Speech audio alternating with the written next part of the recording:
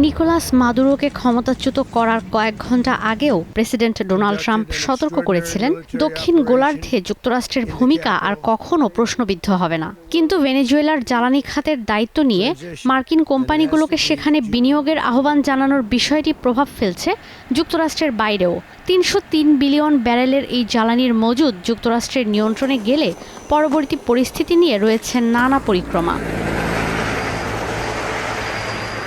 এর মধ্যে white house ও state department মার্কিন জ্বালানি প্রতিষ্ঠানগুলোকে জানিয়েছে, তারা যদি ভেনেজুয়েলায় ২ দশক আগে বাজেয়াপ্ত সম্পত্তির ক্ষতিপূরণ চায়, তাহলে দ্রুতই সেখানে বিনিয়োগ শুরু করতে হবে।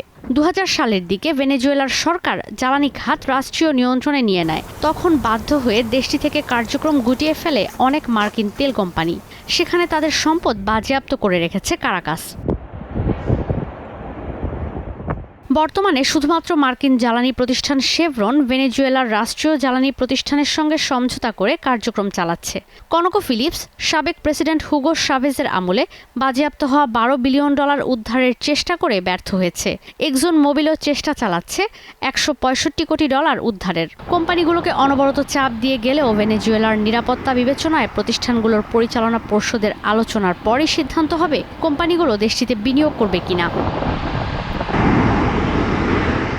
সামরিক অভিযান আর নিকোলাস মাদুরোকে উৎখাতের ঘটনায় মার্কিন চিরপ্রতিদ্বন্দ্বী চীন পড়ে গেছে আর্থিক ঝুঁকিতে।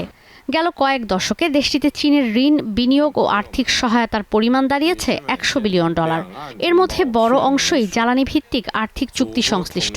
অর্থনীতি পুনরুদ্ধার না হলে জ্বালানি উৎপাদন বাড়বে না, চুক্তিভিত্তিক জ্বালানি সরবরাহ প্রকল্প চলমান থাকবে না, যে কারণে ঝুঁকিতে পড়বে চীনের মোটা অঙ্কের ঋণ। এদিকে চীনের বিনিয়োগ ঝুঁকিতে পড়লেও স্বার্থ রক্ষা হবে ভারতের। দেশটির গণমাধ্যম টাইমস অফ ইন্ডিয়া বলছে, যুক্তরাষ্ট্রের নেতৃত্বে যদি ভেনেজুয়েলার জ্বালানি খাতের পুনর্গঠন হয়, আর্থিক ও কৌশলগতভাবে জিতবে ভারত। একসময় ভেনেজুয়েলার জ্বালানি তেলের বড় ক্রেতা দেশ ছিল ভারত। আমদানি হতো দিনে ৪ লাখ ব্যারেল। কিন্তু ২০২০ সালে এসে যুক্তরাষ্ট্রের নিষেধাজ্ঞার কারণে বাধ্য হয়ে আমদানি বন্ধ করতে হয় নয়াদিল্লির।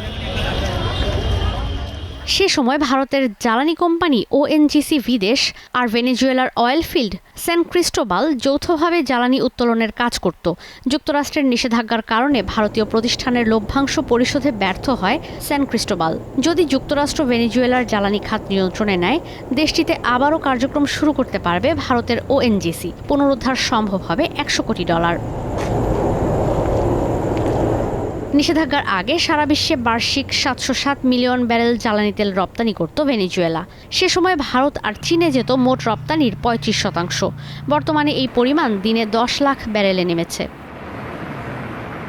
ঈশিতা ব্রহ্ম, স্টার নিউজ।